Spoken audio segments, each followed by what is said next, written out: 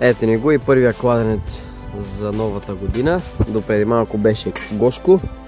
Сега вече знае Сашко тук, че му е плитко и го не е страх.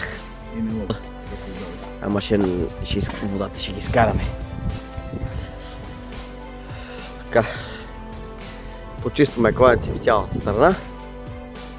Не спираме. Дори да е дъждовно времето, студено, ние не спираме. Нали така, бе, Гошко? Така.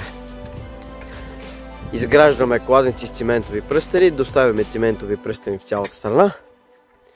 Работим бързо и качествено. Бързо и качествено. Ето, вече открихме и водата. Гого, я да видят хората водата. Ето е. След малко ще ни докарат пръстени. Ще сложим долу пръстени, ще снимаме. И сме готови. Ето до сега какво е излезнало. Около 20-на, може и 30-на колички. Ето ги и пръстените. Започваме да ги слагаме. Ето ги пръстенчетата. Ето го излезна. И започваме да слагаме пръстените.